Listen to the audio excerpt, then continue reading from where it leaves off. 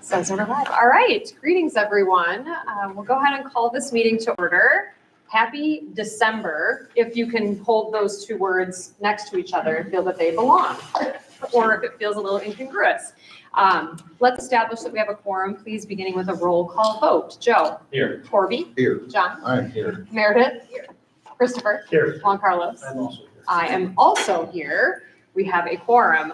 Corby, has this meeting been properly noticed? Yes, it has. Thank you. To help ensure that we're centering our board work around our shared values and serving our students, we begin each of our board meetings by reading our district's equity framework and the Ho-Chunk land acknowledgement, which can be found at the top of your agenda. Joe, would you please read those for us this evening? Love to. The VASD Educational Equity Statement reads, in the Verona Area School District, our mission is that each student will acquire the knowledge and skills necessary to achieve their personal goals, thrive in a diverse global society, and lead a healthy, self-fulfilling life. To meet this mission, the Verona Area School District will ensure that every individual has access to the educational, social, and emotional support they need to feel valued and affirmed in their unique identities and experiences. We acknowledge that inequities and power dynamics exist in our system, such that some individuals, on the basis of their identities, face barriers to accessing the opportunities they need to experience success. In acknowledgement as such, the Verona Area School District is committed to disrupting these systems of inequity. And the Ho-Chunk land acknowledgement reads, there are currently 12 tribal nations who call Wisconsin home, with the Ho-Chunk Nation being the primary group living around Madison. No matter where you are in the state, you are on the ancestral land of a tribal nation. As we begin our meeting, we honor the land upon which we stand. Thanks, Joe. Board member is inviting you to take a look at the rest of tonight's agenda. If there are any questions or amendments, please feel free to share. Otherwise, I accept a motion to approve the agenda as printed. Motion to approve. Thank you, Juan Carlos. Is there a second? Second. Oh, did I get that backwards? I didn't look up. I was going by. Motion by Christopher, second by Juan Carlos. All those in favor of approving tonight's agenda signify with aye. Aye. Any opposed? All right, moving on then to the superintendent's agenda. Thank you and happy December, everyone. We have three main items for the agenda, which will begin with the athletics update, as well as we have bring Coach Steiner up to the table to begin the fall update. I want to do something just because I told him I was going to get him back for this, and we have a person that celebrates his birthdays like no other coming up very soon. And so, in acknowledgement of our great deputy superintendent and his desire to be celebrated at every occasion publicly for birthdays, let's give a warm welcome and happy birthday tomorrow to Mr. Chad Weezy. Happy birthday, Eve!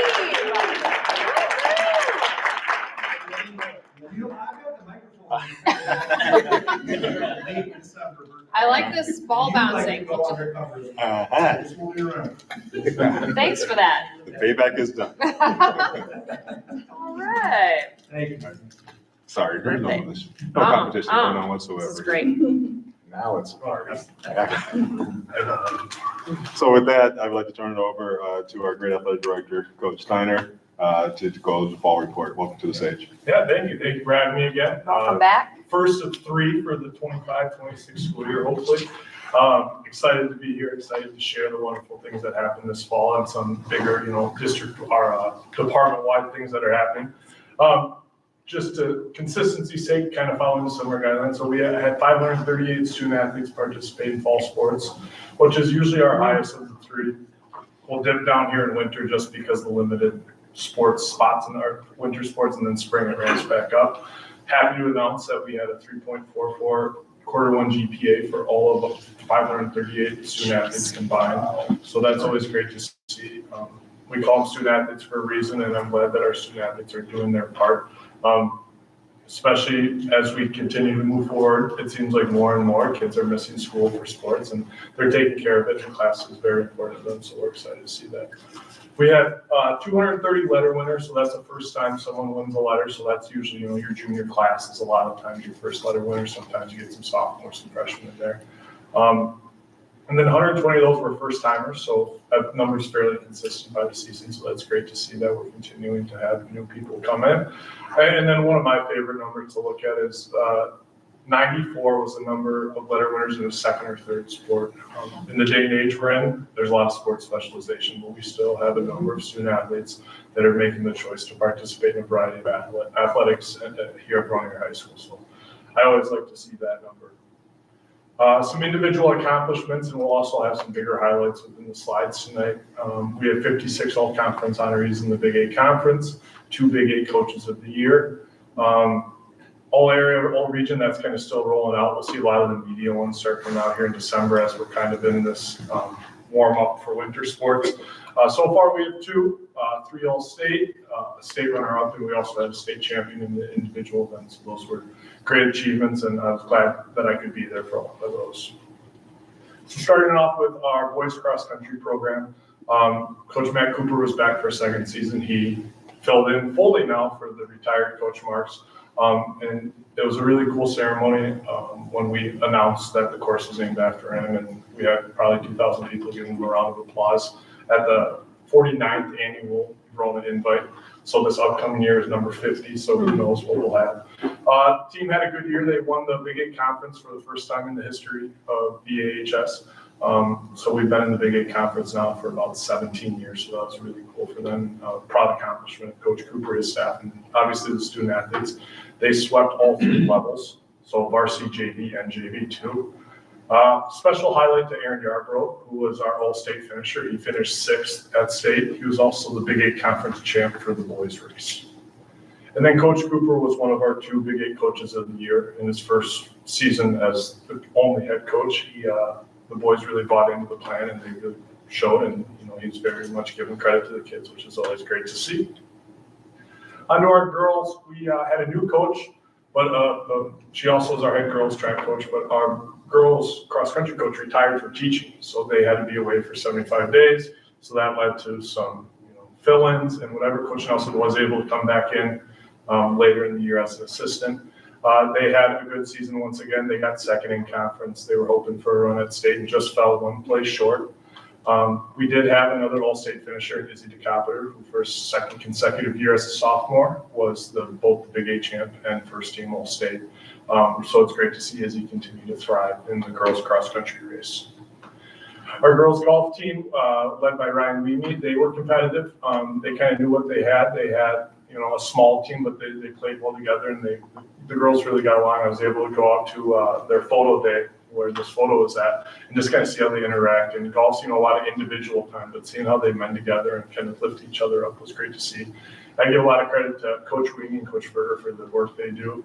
If you follow along, Coach Weemy did have to step down. He is the head pro at University Ridge, so it's kind of like that's a lot of time. So his daughter was a senior, so he is stepping away, but he hopes to still help out. So we are in the market for a girls golf coach, if you know anyone. Boys soccer, our Coach Perkins stepped down. He is a principal over at a charter school in Madison. So it was tough for him to balance. So we were able to hire Coach Bang, who is one of the 5 teachers and health teachers here at VHS. And he is his first year in the program, and they were competitive. And that's exactly what we want.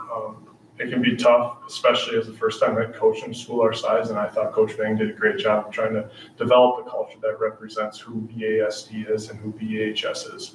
I give him a lot of credit for that. Our girls tennis program made it back to state for the team for the first time in a few years. They were super excited about that. We also had McKenna Thorson, who was the D1 runner-up for the 2nd year. She lost in a very tough tiebreak in the 3rd set at state, and it was tough. Emotionally it was really tough to watch, but seeing her compete so well was awesome. The person who won is a back-to-back winner, same person she played last year. So it was crazy because last year I think she lost 2 sets, 6-3, 6-3, and this year she won a set on her, pushed the tiebreak. So she's coming back, and then she won Big 8 Conference Flight 1 singles again as a junior, and she's also one of our STEM Academy at Madison College. So I'm glad that we're still able to have those students that take those options outside of the high school, maybe your old classic high school education, and still participate and represent their high school. The football program, they had a first year where they didn't have a guy playing at Tennessee on their team in a while. So they had some identifying to do early on, and the boys fought hard and they developed, and we were able to get to level 2, which is the same as last year. Coach Riley lost his first Big 8 conference game of his career, unfortunately, and he didn't die. So that's a good sign. At one point we were getting a little worried if they, tie together, but they don't. But I'm always really proud of Coach Riley and his staff and what they can do with such a diverse group of students and try to meet the needs of all of our students. And they consistently are one of the biggest programs we run with about 140 kids from 9th through 12th this year. Coach Kramer was the assistant coach of the year. He's also a Hall of Fame inductee this year. So Coach Kramer's been a part of the Verona Area School District now for about 25 years. He was brought in Coach Richardson's second year as his defensive coordinator. He took one season away when Coach Richardson retired to kind of, figure out what does he want to do. And he came back as a volunteer, and he's our associate head coach. He helps mentor a lot of coaches around the state. And I think the impact he's made is more than just, here at Verona. It's really statewide, and well-deserved honor for him, and excited to have him be entered into the Wisconsin Football Coaches Hall of Fame come April. Our girls volleyball team made it up to the Resch Center in Green Bay. Dr. Clarity, Mr. Cox, and myself made the trip up, and a good group of students. It's great to see, especially for a school day, the number of students that we brought a fan bus, but also got themselves up there and supported the girls. They tied with the Big 8 Conference, co-champions there, and then really proud of just how that team came together after losing a lot of talent from the year before. Macy Stremlow was a Wisconsin Volleyball Coaches Association honorable mention All-State as a sophomore. So she's someone that we're hoping to continue, representing. Obviously, the Stremlow-Schutz family has a lot of deep roots here at Verona. So we're excited for Macy to be honored in this way and excited to see her grow the next couple of years. The girls swim and dive team were competitive again. The Big 8 Conference is our sectional for swimming. We counted there's, I believe, 13 events in a swim and dive meet. 11 or 12 of them were in our pool for sections. So it's a very competitive area for us to get out of. And then we go on to the state level and we also see great performances. So our girls are competing against the best and they perform.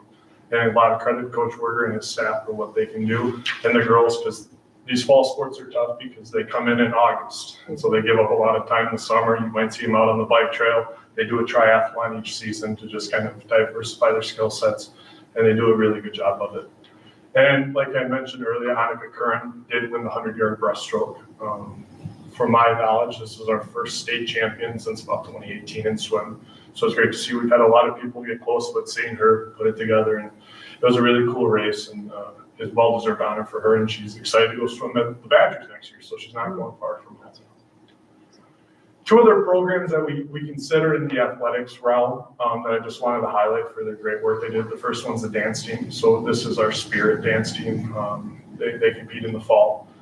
They dance mainly at football games, and then they do various things like hometown day parades, stuff like that. Represent our dance community that we're trying to continue to build, and then also our cheerleading team. So if you follow the job postings for the cheerleading, we've had a lot of turnover the last few years, and Coach Martin reached out to me last year. She's one of our EAs over at Stone Prairie, and she's like, I got deep roots in this, but I want to know why. And so her and I had a great conversation. She's like, I got a 5+ year plan I'd like to put into place. So she's been great for the program. With just one, giving our students who may not usually participate in athletics have a spot to go and represent VHS. And as you can see by the team, it's a very diverse team. It's students that are always looking for a way to share what they love to do. And yelling is always fun, right? So this next, we're getting into the department updates now. So the one I want to start with is I brought to you all last year. It's our Student Athlete Initiative Leadership Group, which aligns with the WA SALT Student Athlete Leadership Team. Where I decided to vary a little bit is I wanted this to be very much student-centered. So I am there as someone that, questions them, gets some thoughts, But at the end of the day, I want them to create this and be something that so this first group we have, they're now seniors, they started with me as juniors. They helped develop this mission and vision of what they wanted this group to be, and this is something that would be the cornerstone of this group going forward. Just like in our district, you're always able to build on it and grow on it, but this is who, when we add our juniors in here in early 2026, this is what they have to know that we're about. From that, we decided to go a committee route, and from that committee route, they found these four, and like I said, they developed these. And without really knowing, these really tied into our strategic plan and how, and I don't think, I could probably ask those kids if they know what our strategic plan is and they laugh at me, but they naturally did this. So they developed 4 committees that they really want to focus on and sell. First one is leadership development, which matches highly with our student agency. Culture creators is that creating of value and belonging. A volunteer project committee, which would tie in with our community collaboration, and then a mental health committee, which ties in with our wellness and mental health. And I cannot give enough credit to these student athletes. I didn't put these committees in front of them, give them choices. They brainstormed, they listed, they voted, and these are the 4 that they chose. So I give a lot of credit to our sales team as they continue to challenge me to be a better leader, but also challenge each other. And we're excited. We got 4 of them going to Stevens Point for a WIA state student athlete on the 10th. So we're excited for that as well. And I'm excited to see where this goes. And hopefully come the end of winter, we'll have about 50 faces that we can share with you, a group photo of everyone once we get the juniors and seniors in there together. We also started our adaptive sports league. So if you follow us on social media at all, Marcy did a great job and Karen did a great job of getting this out there. So adaptive sports league is a way to give our high school students that ability to represent their school in a competitive athletics that aligns with Special Olympics, but is more centralized on the school itself. So these students are in the high school. Special Olympics can be, all the way up until you're an adult, as long as you want to do it. So this is kind of an opportunity to represent. We partnered with Montclair, and this was in Mr. Zimba's time, just to make sure that both schools would have enough student athletes. And we decided last year we were going to try to roll it out, but with my transition, it was kind of difficult. And then we planned last spring, and we're able to start this fall. So we were able to have a adaptive sports league soccer team, and then we're getting ready for a wiffle ball team in the spring. We have 3 VAH students in this photo. Allison, Janice, and Harper were the ones that did the whole season. There were a couple more that tried it, and we hope to continue to grow, get them letters, get them a part of the VAHS community and athletics. And it's really a fun thing to watch. It's an hour of just kids being kids and watching them compete is really fun. One of the other things that I brought to you all last year, and I just kind of want to give an update on, is our surveys we do. So last year, when I was at my athletic directors convention, we had I was walking through the vendors, and I saw this, and I was trying to think of how can I get student voice, how can I get caregiver voice to make sure that things are aligning with what my vision and what Dr. Clarity's vision is for this district and our athletic department. So Grit Leadership is what we use. It's a company based out of Michigan. He is an athletic director out there. He kind of developed this. And it kind of breaks it into 3 categories. So expectations, rational warmth, and then comments. So with expectations, and what I really liked about this is it'll ask the same questions from 2 different perspectives. So then it gives us this rating of this is your student average, this is what your coach said. And that allows us to see if a coach says they're a 10, but the kids say they're a 2, that's a point of conversation that I have with them at their end of season meeting. And that allows us to try to figure out why are they saying this, have that conversation, build a plan to make sure that we're meeting our students where they're at and getting their input. The rational warmth, that's more of like, a personality trait, I guess you could say. How do they perceive the actions I'm putting out towards you? And that's obviously one that, it can be hit or miss with kids. It really can. It can depend a lot on their mindset when they're taking the survey. And then the summary is obviously a little more open-ended questions. And what I like about it is there's positive, there's kind of a point of improvement, but then there's also, coach, this is what you taught me this year. And what I like about it doesn't take the individual comments. It uses AI to generate summaries. So that way we're not bombarding coaches with 900 points to sift through and try to pick. These are the most common ones they saw. And this similar thing happens with the parent side as well. it was really important to me, the student athlete side first. So this year, instead of just emailing it to them, we know how high schoolers can be with checking their email. I pulled them in during an A+.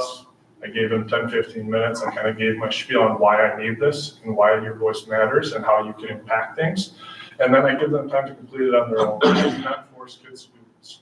I want them to do this, but it has to mean something to them. And if I force them, I'm just going to get answers for the sake of answers. I'd rather have 7 good answers than 15 forced answers. So we're seeing a lot of good things with that. Year 1 was last year, so I got good baseline data. We had some good conversations off of it, and I hope to see growth now with our coaches as we move forward with this. Other updates, we changed our registration system again because one time wasn't enough during my time here. Our school was bought out by Arbiter, so now we became an Arbiter school. And that includes our scheduling site now too, so there's a lot of changes on the technology side. I've been thankful that I have some understanding of technology. I wouldn't say I'm a tech expert, but I'm also not my dad, so I'm very thankful for that. We're also working towards getting rosters for all of our clubs and activities. I brought that data to you last year about our participation numbers and the percentage of student body. We're at 49%. I'm really curious to see how many of our student athletes are participating in something outside of their curriculum. So whether that's a club that meets every other week for 30 minutes, or it's something like our FFA, which is doing countless volunteer hours. I want to be able to bring that to say, hey, this is what our staff is doing. Because it's not so much me, I'm not out there doing all these activities, it's our teachers, it's our staff that are volunteering their time and putting in countless hours to give these opportunities to kids, and that's important for me to bring in, so that's something we're working on, trying to iron out the kinks of how to collect that, because there's a lot of kids that you'll be surprised are in like 14 things. So it's how to try to sort the data in a meaningful way that it's not just numbers, it's a story. And the last one was kind of my idea of, I wasn't getting enough people to work events for me. So you put athletic gear behind it. I get a lot of questions of, hey, can I get a shirt? Hey, can I get this? So we made, we have a deal with BSN for our apparel. And part of that is I get rebate dollars. So I'm not buying it, but I use that rebate to purchase things like t-shirts. If you work one event, you automatically get a t-shirt for me now. 5, you get a hat, 10's a long sleeve, 25, all the way up to a parka this year. We have 4-year rotation to just try to, I always tell staff, seeing a student in a setting that you don't see them in is really cool. And that's why I want you to work games. Mm-hmm. And you have skills. We have a lot of staff here that they play basketball. You know how to run a scoreboard. So trying to get them outside of that comfort zone and say, yes, you're giving them 4 hours of your Tuesday night. You're going to get paid a little bit, but you're also going to get a sweet shirt out of it. You're also looking for more Wildcat here. So that was another exciting thing that I wanted to share with you all.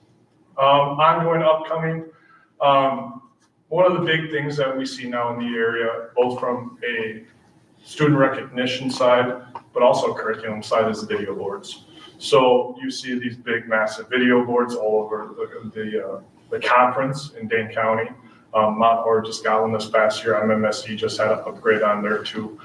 So I'm in the process of exploring that, what that might look like here. And also trying to take into account that we are lucky to have such great facilities that it may require more than one.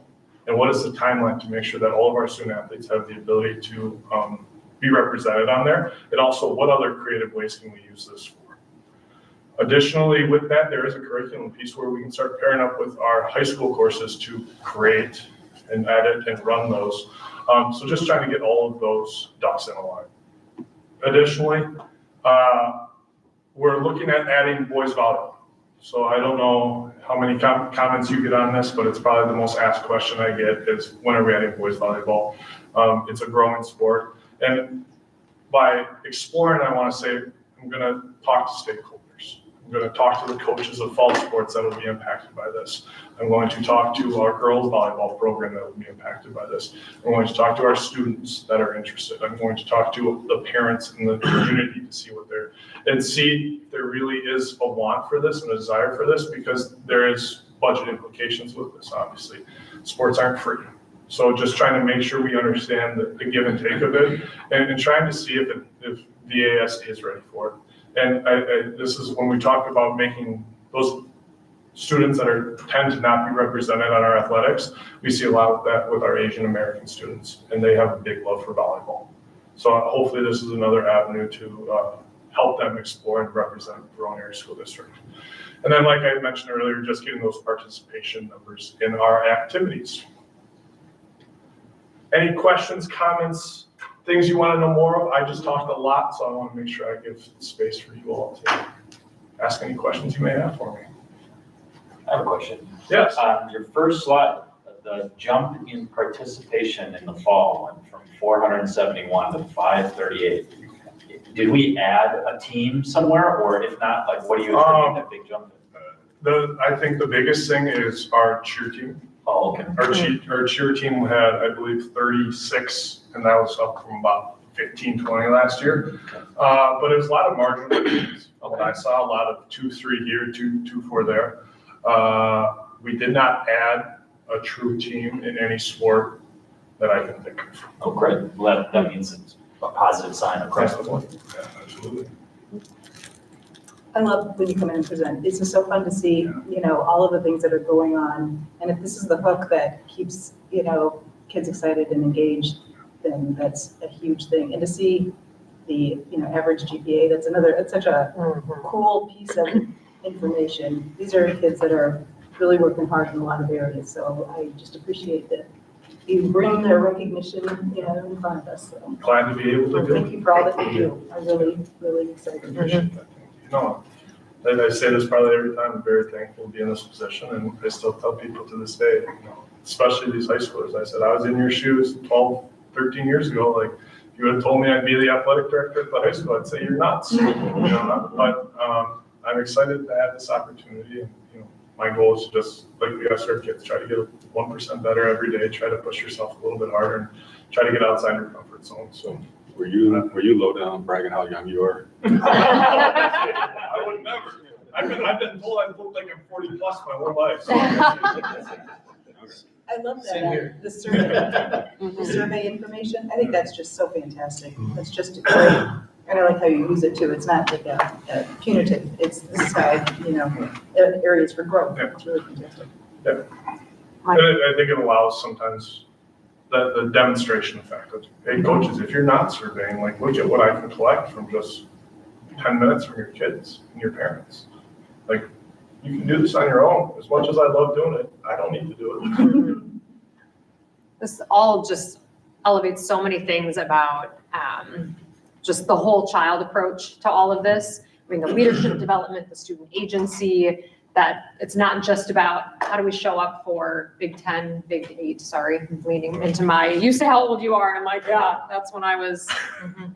Big 8 tournaments, it's not just about the winning on the field, on the court, that there's just a whole leadership development, everything that's coming with this that I just greatly appreciate, because it really elevates the whole mission of the district, even in how you're holding coaches to high standards, right? We talk about everyone who serves students in this district. You're all living the mission of our district every day, regardless of your role, and that includes coaches as well. So just so appreciative of just the holistic approach you're taking. And even with that, you elevating the desire to collect data about other clubs and activities, that it's not just about the key big sports that we know and understand that get a lot of attention, but it's all the ways that students are being supported by all of our teachers and staff, and anything beyond the academic bell hours. There's so many things, and I appreciate being able to know more about that as well as you collect data. Happy to do Thank you. it. I like data. Great, yeah. I just wanted to say, it was something I said to Joe before you got started with the presentation. You're doing something right or well when you start to get hate from other districts about your program, and I love it whenever I have on a Verona, t-shirt or whatever, and other districts, oh, we play you this weekend. And the next week they lost. It's fun to have that notoriety statewide for the program. So thank you. Yeah, so all the credit to the coaches and the advisors. They're the ones doing the hard work. I just am the lucky one that gets to sit up here and tell you all what they're doing. No, thank you once again. Thank like you. I said, I'll hopefully be back March, April. I don't know, whenever Chad texts me and says, hey, You'll be on the you board on for agenda? this day, and Yeah. then you get the email from Lori saying, oh, it's a short week next week, so I need it back earlier than you think. And that's what we do in athletics, we adjust. But thank you all. I'm leaving. Yeah, thanks, Adam. Good to see you. Thank you. Moving through the superintendent's report, it looks like we have a state report card update. Okay, Welcome, Amy. well, welcome. Good to see you all. It's not my birthday tomorrow. I don't need to tell you how many years it's been since I've been in high school. But we will talk a little bit about the state report card tonight. We want to keep this pretty high level, recognizing that the state report card is 11 pages, but all of those different data metrics are actually contained within our results policies. So you just heard about language arts at our last meeting. Math will come soon in January. Absenteeism will come with attendance later on as well. So today we'll keep it pretty high level, but certainly if you have questions, definitely feel free to ask. So our state report card is put out by the Department of Public Instruction each year. The state report card provides an overall district score. You can see the categories on the screen there and what the scale looks like. Overall, as a district, we were in the exceeds expectations band there with an overall score of 76.6. And DPI calculates that score by weighting 4 different priority areas that you can see up there. The first is achievement. This is only achievement in language arts and math as measured by the state assessments. So this is only inclusive of students in grades 3 through 11, taking the forward, the pre-ACT, and the ACT exam. They actually also use 2 years worth of data. So it's 23-24 data and 24-25 data that you will see within the achievement band. The growth metric there is measuring how students are performing compared to their peers. So their rate of improvement, right? And they use some complicated value add calculations to determine what has been the value add of their school district experience. So the achievement is really about proficiency, what band did students score in. Growth is about the rate of improvement for students, again, in those 2 subject areas. Target group outcomes is slightly different than how we think about focus groups in our district. They essentially take the students who are scoring in the lowest 25th percentile in our district and track their outcomes, regardless of specific focus groups, as we typically disaggregate our data. And then the last is on track for graduation, and that looks at 3 or 4 really specific metrics. Absenteeism, on track for graduation rate, and then 3rd grade language arts and 8th grade math. The weighting of the categories, growth and achievement, are the only ones that shift in their weight, and that is based on % of students who are identified as economically disadvantaged. So if you have, they have a little calculator online, I played around with the calculator. If you're at about 35% of students that are economically disadvantaged, then your pie chart is equal, and each of those is 25%. We're at about 25% of our students that are economically disadvantaged, so our achievement is weighted higher than our growth. Right? That is weighted, so different school districts, that metric may be different in terms of how they weight achievement versus how they weight growth. So those are the 4 categories that go into the overall score and report. We as a district exceed expectations. All of our schools fall in meets expectations, exceeds expectations, or significantly exceeds expectations. So excited that our individual school report cards also are meeting those expectations. And Amy, I know you shared this in the communications that went to families or the site communications, that like an overall score of 76.6 is not a C, it's not a percentage. I know that gets reiterated, but it's really a complex thing when we have this kind of visceral reaction to seeing numbers like that. Yeah. So I don't know if you want to add any more to that, but just that reminder that it's not transferable like a letter grade. Correct. It's Out of difficult when 100. I think it's on a 100-point scale. Yeah. Automatically we have that Yeah. grading scale in our head, and that's immediately what we see. But really, DPI has tried to communicate over and over that they've also tried to shift to the stars a little bit, where there's 4 stars for exceeds expectations, 5 stars for significantly exceeds, to help think about what this looks like across the state and in providing an overall score. So definitely not a C. We're excited to be exceeding expectations as a district compared to the other 420 districts in the state. Yeah, thanks for asking that question, because it does get confusing, as it's just in the nature of our educational experience to try to bring it out of a percentage of 100. I think that's also why it's important, and we value the board having very solid results policy, because you can see the evidence from our internal data matching our external forward scores as well. So we have two mechanisms, and also just being very transparent that the number itself, like the 70 number, you can't compare to the year before because those numbers aren't always made from the same metrics. So we're very cautious about not trying to even do that comparative piece and talk about what are our internal growth metrics that we can really show clear data on, especially at our middle schools, where we saw significant growth both on our internal metrics as well as what you saw on the forward. But the final overall district score, we want to be very transparent and honest with our community that we're not going to, even though that number went up, it's not a celebration of that. It's a celebration of us having the actual growth from year to year to year that we are celebrating. Kind of reiterates just the interesting nature of what this tells us, what it's used for, right? It's not very informative to the classroom level, most certainly, because it's so delayed. I appreciate you elevating. What we're trying to do as a board is to get more tangible, in the moment, reflective data that really elevates what we want to know and understand about our own student achievement, and the fact that it reflects, things that we think are happening is really helpful.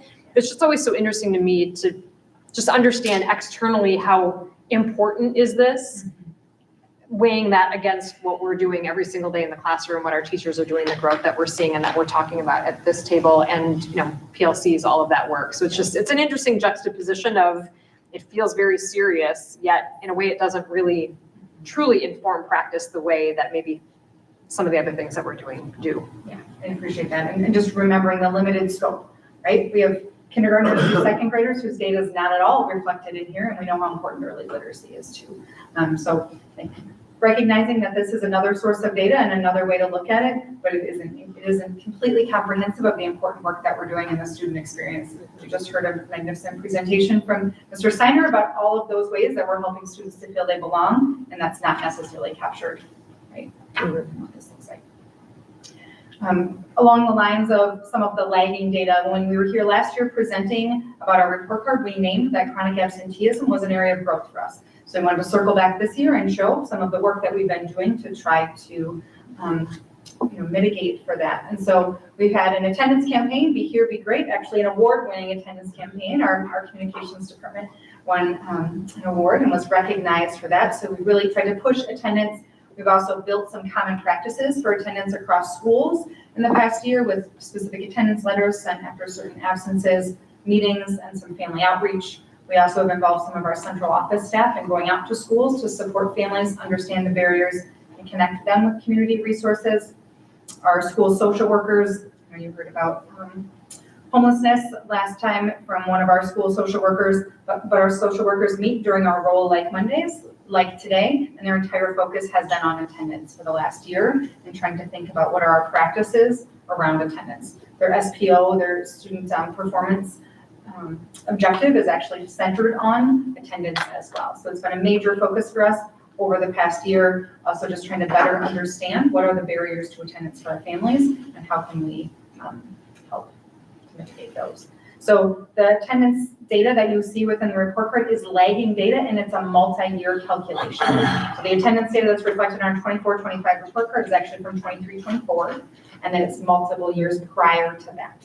So it's like a rolling average. So while we've been doing all of these things, we didn't expect to see that change in the report card instantly. What we do know is at the end of the 23-24 school year, and we ended with 17.7% of students named as chronically absent. At the end of 24-25, we ended up with 16.8. So almost a full percent reduction. That again isn't yet reflected here, but we hope to continue that trend. And if we do so, that will eventually, the report card eventually will catch up, but really important work that we're doing along the way. And then to highlight just an area of growth for us this year, as Dr. Clarity mentioned, just like when we talked about R21 last meeting, many of the norms for many of our assessments have changed over the last several years. And within the last year, DPI has actually changed how they calculate the report card. So they have come out and said, and they provided this document that you see on the screen that essentially tells us what aspects of the report card are comparable from year to year. Where should we be comparing and where should we not be comparing? So to Dr. Clarity's point, overall score you see up there on the top are 76.6. It says it's actually not comparable to 23-24. And so we tried to lean into the yeses on this document to think through what does that data tell us, and then where can we feel confident in our impact and how that's reflected in the scores that you see within our report card this year. So one of the areas that blue highlight is the growth priority area. So the ways in which we're comparing students' growth and their rate of growth and rate of improvement to other students across the state. That is an area that DPI says, yes, that is comparable to previous years. And so we've spent some time leaning into what do those growth scores show us? And that's really what you see, the VASD growth. So from 23-24 to 24-25, we saw plus 3.8 points in terms of our overall growth score. But middle schools really were a standout here. Some of our middle schools saw increases up to 24.6 points in terms of their growth from year to year. So really exciting to know that we're able to move our students and their rate of improvement is really accelerating in the right direction. When we look across our middle schools, we know they each have their own unique context, but we started to think through what are some of the themes that we can capture in terms of the leadership moves that have contributed to the growth that we're seeing. And so some of those include our core curricular resources. So we implemented SAVIS last year. So we had a core language arts curriculum, and we're really intent on providing the professional development, the pacing, the support through role like the PLCs to do that well and do that with fidelity. Even Core Knowledge, one of our middle school charters, right? They had a core curricular resources. They implemented new math curriculum last year.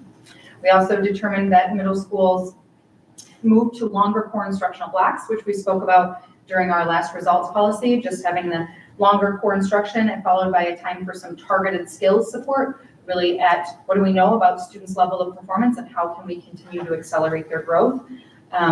Is a practice that our middle schools have leaned into in slightly different ways, but are still pairing student need with really intentional instruction during that time. And then just overall data review systems. So understanding 3 data points with STAR a year is not enough to tell us how our students are doing and to guide our instructional moves each day. But having really robust data review systems that use progress monitoring data and unit assessment data can help us to be more targeted and intentional in how we support students. And ultimately, we're seeing student growth accelerate as a result. So excited to highlight our growth just as a district, knowing that is something that DPI does tell us. Yes, you can compare this from 23-24 to 24-25, and then also just want to shout out our middle schools and the amazing growth that we're seeing there and the leadership moves that we know have contributed to that along the way. And then finally, our next steps. Just overall, our next steps feel a little redundant, but they're pretty much the exact same next steps that we wrote in the annual academic report. We know we need to continue to grow our continuum of services, so getting clear on what is the data telling us a student needs and how are we matching that with the support. We know there still continues to be disproportionality in our outcomes, just as we saw within our results policies. So continuing to lean into that within our PLCs and our data review systems will be really important. And then we're seeing, not showing up on the report card yet, but we are seeing some promise from our attendance campaign. So certainly want to continue the focus on attendance and making sure that students can be here and be great as the slogan goes. So overall, that's how we're thinking about our report card, and that's kind of what we wanted to lift up today. Just reiterating that we go deep into each of these metrics through our results policies as we go, but open to any other questions that you may have.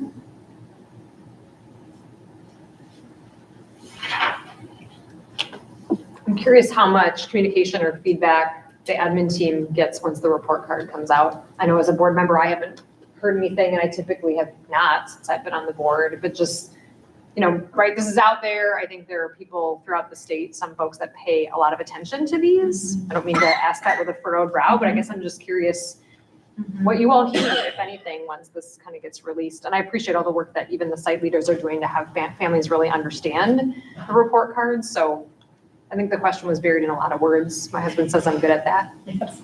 Yeah, I think we strive to be transparent with families, and so Marcy does a great job of helping our school leaders identify some highlights that they want to share from the report card, and then how this connects with our continuous improvement plans already in play and the work that's already happening, as well as the commitment to continue to continue this moving forward. I think this year was especially complicated, just knowing that there are some categories you can compare and some categories that you can't compare based on the shift in norms. That makes it a little difficult and nuanced to try to communicate to parents what does it actually mean. Because there are other areas that we did see some growth, and we would like to be able to attribute that to some of the leadership moves, but given the guidance here are being cautious about doing so and trying to work within the parameters that are given. So I guess to answer your question, also using a lot of words, I don't know that we've heard a lot from families specifically about the DPI report card or gotten much feedback in general about that.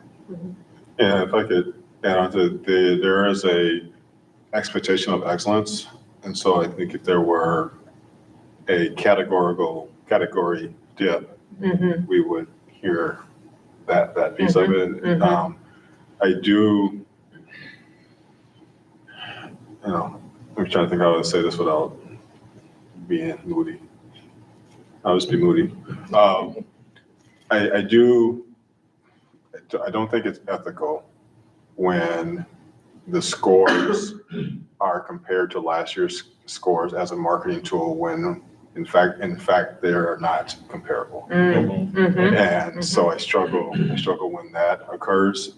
I understand that the competitiveness of public education has grown exponentially in the last year, but I think you should be honest and transparent about what your data really is.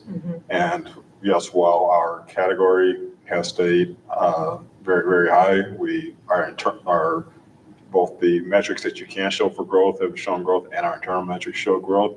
But when you kind of do a headline of, we went up this many points on the 4 exam, that's just not an accurate, that's just not an accurate assessment of what really took place. So I don't know that any of that answered your question because we just don't get a lot of back, but we do so much forward-facing information that's accurate about what really happened on our report card. We don't get a lot of pushback the other way. Which is, I mean, kind of an answer, right? I mean, that's exactly, I think what I'm hoping is that families feel like there's an understanding to a degree of something that's really complex and again, somewhat awkwardly, arbitrarily attempting to measure the success of our district. So yeah, I'm appreciative that things can just kind of be out in the ether with a level of understanding and not a lot of pushback or, But expectations are high and they should. Sure. And So it's kind of a validation and then I can move on kind of a thing. For me, on a board level, the exceeds expectation. I can't wait to go to WASB just to echo that we have exceeded expectations. So it seems like bragging rights for WASB is what I saw right away for some other districts. Thank you for the added time. Again, thank you to communications team, site leaders. Again, as a parent, being able to read some of this too, it's just super detailed and appreciate the elevation that each site leader was giving to sharing this out to families. Thanks for your presence. Thank you. Leave it, Marcy.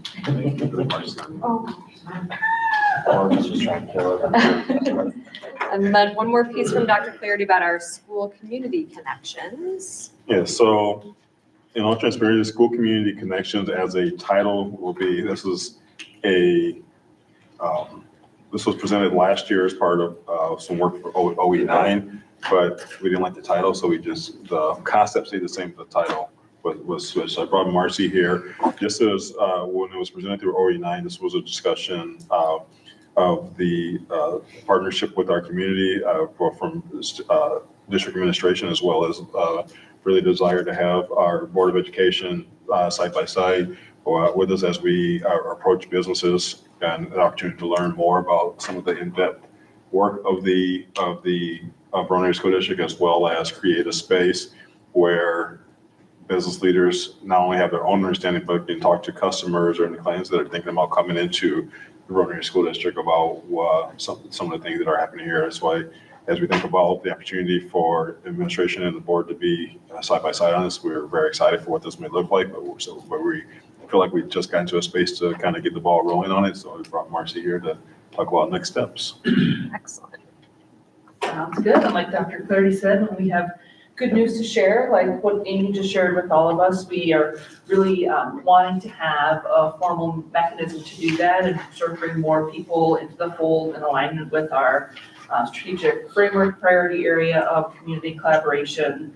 And one of our ongoing focuses has been exploring meaningful ways to get there, right? And how do we reach people and engage people who are in our community who perhaps don't have children in the district yet, or are the proud parents or grandparents of former students and are still supporting our district in many ways, including financially every year when they get their tax bill. And we want them to be able to connect with us and communicate with us. And we're looking for another round of, you've probably heard the term survey 10 times already tonight, which I love surveys, they're very valuable. But again, how do we get that two-way communication going where we're actually sitting face to face with people and having a chance to talk with them. And as Dr. Clardy said, we've kind of bounced around a few names for this work, and I know the board has been talking about this in leadership meetings and other conversations as well. And we've landed on school community connections for now in an effort to be welcoming and inclusive, and we're ready to get rolling on this. So what we have decided to do for this year is focus on realtors as our first audience, and looking forward to inviting them into this space in January and having a conversation with them about what school finance and mill rate looks like. Happy birthday, Chad. That'll be another presentation. And we would like to have some support materials for realtors for them to share with families that are considering or individuals considering moving to the area.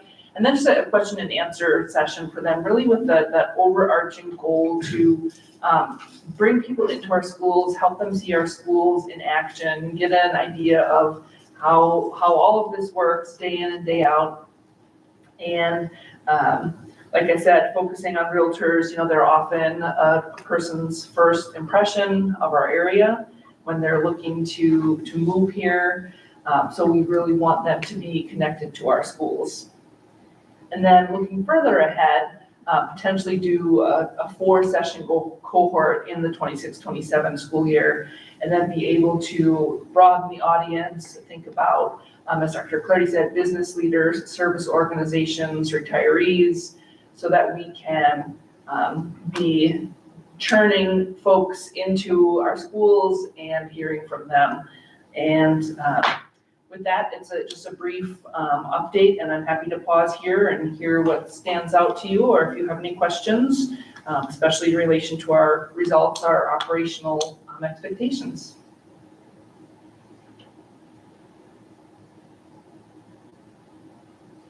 So the invite is open to us. Absolutely. Wonderful.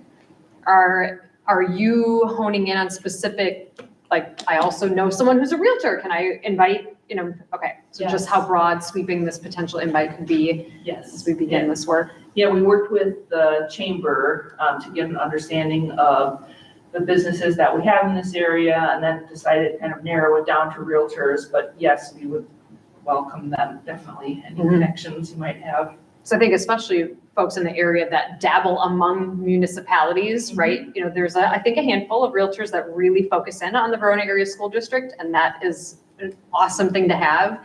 And I think there's people that are really dancing around through districts, and to have an understanding, I think, of that work as a realtor, if there isn't a context for education and the deeper understanding of finance, sounds like an interesting place to start, because that's sometimes the first people that are potentially connecting to future families that will be a part of our district. Yes.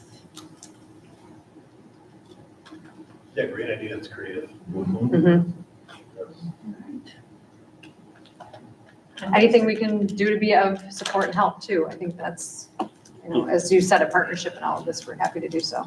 Yeah, we wanted to make sure we got it to the board table, knowing the importance of the partnership here before you see a big social media push or anything like that. Yeah. We didn't want it to occur backwards. Yeah. And so just know that you'll now see the push, unless there's any concerns from the board table today about that moving forward. But we just wanted to do the appropriate tiering of information out. Thank you. Thanks for the loop back. And That's great. All right, thanks, Marcia. great, thanks, Marcy. All right, moving on in our agenda to public comment. I am not aware of any public comments this evening, so we'll move on to any board updates. Anyone?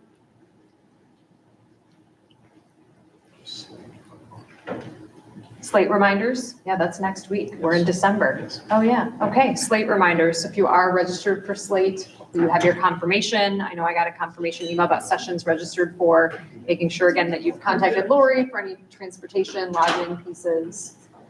Excited to attend and do some learning centered around AI. Yeah, it's here. Uh-huh, it is. All right. Anything else about WASB? I think we've visited that a handful of times to ensure that we're all set for January, knowing we have additional speaking opportunities by someone at our table. Yeah. Uh-huh, Appreciate it. yes. Who's there? Are you gonna be delegate this year? Yes. Yep, and I did see, did you all get a WASB email that had the resolutions shared? I think that was just today that came through. Yep. So please do take a look. That's something that I know when I was delegate, that if there's something as you look through the resolutions that are going to be proposed, if you have thoughts to share for Corby to be our voice when those resolutions get discussed, please feel free to do that. Obviously, we have a couple of weeks, but to maybe keep that on your radar so Corby can, not that you can't speak on our behalf as a collective without insights, but it's kind of interesting for each of us to see what's being offered up as resolutions from districts all over the state. And let me know if you did not get that email, by the way. All right. I think moving on from there to our board consent agenda, you'll notice the board meeting notes, and thank you again, Christopher, there's the summary from our language arts monitoring report in there as well. So as you have glanced through those, are there any questions? Okay, hearing none, the board's consent agenda is approved. And then future dates, I want to just highlight also that being December 1st, this is then the date that does start signature collection officially for the 2 board seats that we will have up in the spring. We do have incumbents that are intending to stay with us and we'll be running. So signature collection can officially begin today. If you have any questions about accessing the proper forms, whether you are the 2 at the table here or anyone in the community consider running, you can reach out to me or Lori Jensen. We're happy to help get you in touch with the right forms and pieces of information that are needed to be able to run for the board. So who's up this year? Is it Juan Carlos, Carlos? as an at-large and John as an at-large. Mhm. Don't forget, we only have one more board meeting in the signature window. So next board meeting, you bring a signature sheet and we can all sign. Yep, great point. Mhm. And then as noted on the agenda, that January 6th then is the candidate deadline to file documents. We typically recommend in terms of signatures especially to turn those in prior to the 6th on the off chance that you might fall short of the 100 that are needed as we peruse and make sure that they're of satisfactory collection and they follow all the rules. So encourage people to turn those in prior to January 6th in case you have to collect a few more. Can I mention the December 6th signing event? Yeah, I don't know a lot of details other than what I shared with you. So I know there's a local group that's organizing signature collections at Alice Good Coffee Alice Good Coffee, Saturday, December 6th at. from 1 to 2. I have to confirm the time. Yes, And at the next school board meeting. Oh, actually, no. no, Because it's coming up. Yeah. It's this Saturday. But just Yeah. come in Alice Good. Yeah. I have to confirm. and the there'll be time. candidates for school There'll board be there, other candidates, local running, yes. yeah, So you have an events. opportunity to meet other candidates in the community. Yep. And help them do signage. As a reminder, just because you sign that piece of paper, it's a way of them getting their name on the ballot. You by no means are obligating a vote for that individual. You're just helping get more options out there in the community for all these amazing roles that exist. Great reminder. Calm down out, get some caffeine, Mhm. and meet some cool people. Thanks for that Myself reminder. included. Yeah. Yeah, thank you for that. And again, that's not being organized by the district or anything. It's a broader sweep of just folks running for local races, but taking place in Verona. All right, and then regular board meetings listed. And of course, we have WASB in January slate next week. Anything I missed in terms of future events or other announcements? Okay, and then with that, I would accept a motion to adjourn. So moved. Thank you, Meredith. Is there a second? Second. Thank you, Corby. All those in favor of adjourning tonight's meeting signify with aye. Aye. Any opposed? All right, this meeting has been adjourned. Thanks, everyone.